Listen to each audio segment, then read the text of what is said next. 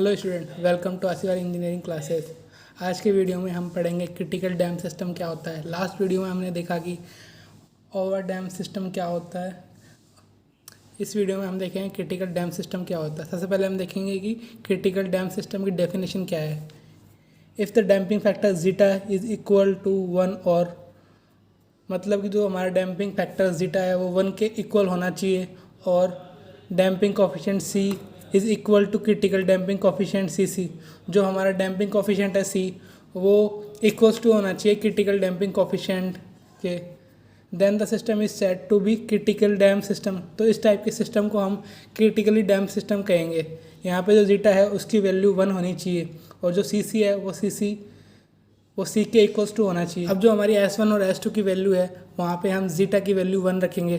तो ये हमारी S1 और S2 की वैल्यू है। लास्ट वीडियो में हमने इसको डिफाइन किया था। यहाँ पे S1 और S2 में हम जीटा की वैल्यू रखेंगे, यहाँ पे हम जीटा की वैल्यू 1 रखेंगे। तो अब जो इक्वेशन हो जाएगी वो हो जाएगी ब्रैकेट -1 प्लस अंडर रूट, यहाँ पे जीटा 1 रखेंगे, यहाँ 1 है तो 0 हो जाएगा, इंटू ओमेगा एन है।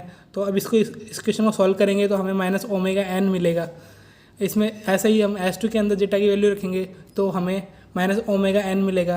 तो हमें यहाँ पे S1 और S2 के दोनों की वैल्यू सेम मिली। जब हम जीटा की वैल्यू इक्वेशन में रखेंगे तो हमें S1 और S2 की सेम वैल्यू मिलेगी। जब हमारे S1 और S2 की वैल्यू सेम होगी तो हमारा जो डिफरेंशियल इक्वेशन है उसका सॉल्यूशन इस तरह से होगा। x इक्वल्स टू ए ई की power S1t plus b e की पावर S2t। ये हमारी डिफरेंशियल इक्वेशन थी। अब जो हमारा सॉल्यूशन हो जाएगा वो हो जाएगा a plus b t bracket बंद ई की power minus omega n t. ये हमारा जब S1 और S2 की वैल्यू सेम है तो डिफरेंशियल इक्वेशन आ गई। तो यहाँ पे जो x है वो डिस्प्लेसमेंट की वैल्यू है। हर एक पॉइंट पे हम x की वैल्यू को फाइंड आउट करेंगे और टाइम t के साथ उसका रिलेशन बनाएंगे तो हमें एक ग्राफ के फॉर्म में दिखेगा। डिस्प्लेसमेंट और टाइम के बीच में ये ग्राफ दिखाई देगा। यहाँ पे जो इस एक्सिस पे है वो डिस्प्लेसमेंट है और जो इस एक्सिस पे है वो टाइम इंटरवल को दिखाया हुआ है। जो हमें कर्व दिखाई दे रहा है वो कर्व हमारा क्रिटिकली डैम्पिंग का है और जो इक्वेशन है वो हमारे डिस्प्लेसमेंट का है। इसका मीनिंग ये है कि सपोज 0 सेकंड पे इतना डिस्प्लेसमेंट हुआ और आगे 0.5 सेकंड पे इतना डिस्प्लेसमेंट हुआ, यानी कि टाइम इंक्रीज के साथ डिस्प्लेसमेंट x की वैल्यू है वो यहाँ पे दिखाई दे रही है। क्रिटिकली डैम्पिंग सिस्टम ऐसा सिस्टम है जहाँ पर हमने स्टार्टिंग में जो हमारा सिस्टम इक्विलिब्रियम में थी उसके बाद हमने x जितना डिस्प्लेसमेंट दिया तो वो डायरेक्टली शॉर्टेस्ट पॉसिबल टाइम के अंदर वापस आने की कोशिश करेगा। ये हमारा क्रिटिकली डैम्पिंग सिस्टम का कर्व दिखाया हुआ है। In this type of damping, once a system is disturbed, it will move back rapidly close to equilibrium position, not exactly equilibrium position, in shortest possible time।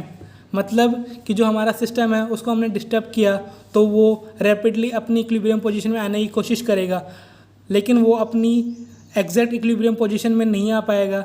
ये जो process होगा वो shortest possible time के अंदर होगा।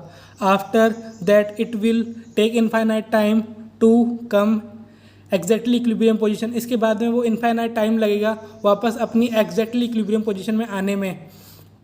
ये इसका एक बेनिफिट है क्रिटिकली डैम सिस्टम का। इसका एग्जांपल है hydraulic door closure. The door to return its equilibrium position after it has been open within shortest possible time. जब हम डोर को ओपन करते हैं तो वो वापस अपनी शॉर्टेस्ट पॉसिबल टाइम के अंदर इक्विलिब्रियम पोजीशन में आने की कोशिश करेगा।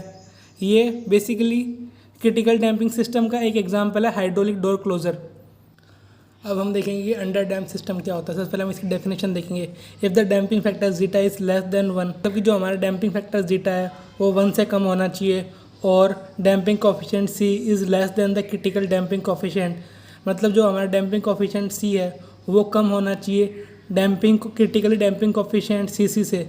Then the system is called under damping system. तो इस टाइप के सिस्टम को हम अंडर डैम्पिंग सिस्टम कहेंगे। जीटा इज़ लेस देन 1 और सी, जीटा क्या होता है C upon C is less than 1, तो यहाँ सी इज़ लेस देन सी।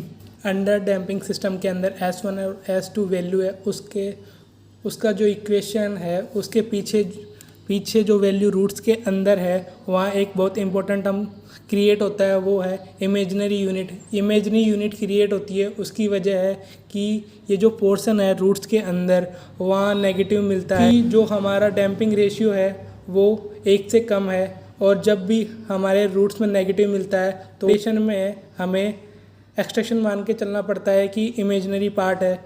जब भी हम मैथमेटिक्स में इमेजिनरी रूट्स आता है तो वहाँ हम पुट करते हैं आयोटा। आयोटा इक्वल्स टू होता है √-1 is a imaginary unit. Iota एक इमेजिनरी यूनिट होती है। अब जो हमें S1 और S2 की जो वैल्यूज़ प्राप्त हुई उससे जो हमारी डिफरेंशियल इक्वेशन है उसमें पुट करते हैं और जो टर्म्स कॉमन आ रहे हैं उनको बाहर निकाल लेते हैं। तो x इक्वल्स टू हो जाएगा e की पावर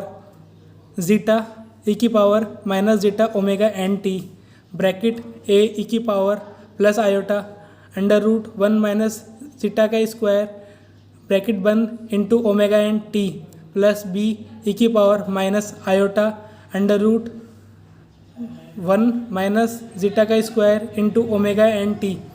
ये हमें अंडर डैम सिस्टम की डिफरेंशियल इक्वेशन प्राप्त हो गई।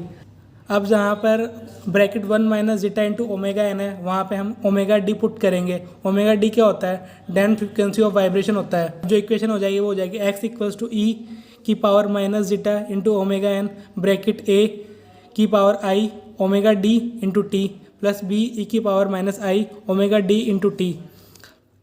अब जो इक्वेशन प्राप्त हुई उसे हम मॉडिफाइड करके यूलर थ्योरम्स के अंदर रखेंगे तो हो जाएगा small x equals to capital X e की power minus iota omega n t sine omega d t plus 5। तो यहाँ पर 2x है, एक है स्मॉल x और दूसरा है capital X। Small x variable है और कैपिटल X मैक्सिमम एम्पलीट्यूड की वैल्यू है। फ्रीक्वेंसी की हेल्प से हम टाइम पीरियड ज्ञात कर सकते हैं। टाइम पीरियड क्या होता है? बेसिकली जो साइकिल हो रही है उसको कंप्लीट होने में जो टाइम लग रहा है उसे हम टाइम पीरियड कहते हैं। तो हमारी जो डैम्प्ड फ्रीक्वेंसी है वो है √1 माइनस जीटा का स्क्वायर इंटू ओमेगा एन। अब हमें टाइम पीरियड ज्ञात करना हो। टाइम पीरियड क्या होता है? 2 पाई अपॉन ओमेगा डी। तो हमें यहाँ से हम ओमेगा डी की वैल्यू पुट करेंगे तो टाइम पीरियड इक्वल्स टू हो जाएगा 2 pi upon omega n √1 minus zeta का स्क्वायर। ये हमें टाइम पीरियड की वैल्यू ज्ञात हो गई। यहाँ फिगर में दिखाई दे रहा होगा कि ये डिस्प्लेसमेंट और टाइम के बीच का ग्राफ दिखाया हुआ है। तो आप फिगर से क्लियर हो जाएगा कि ये ऑक्सिलरी मोशन है जहाँ पर हर एक साइकिल के बाद x1, x2 और x3 की वैल्यू चेंज होती है, यानी कि डिक्रीज़ होती है। जो ये कर्व मिलता है वो कर्व है इक्वेशन वाला।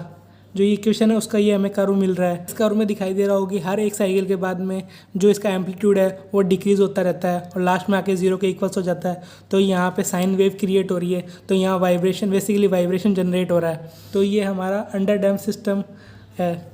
तो इस वीडियो में हमने देखा कि क्रिटिकली डैम सिस्टम क्या होता है, उसकी डेफिनेशन देखी, उसका टाइम और डिस्प्लेसमेंट के बीच का ग्राफ देखा और देखा अंडर डैम सिस्टम की डेफिनेशन देखी और डिस्प्लेसमेंट और टाइम के बीच का ग्राफ देखा।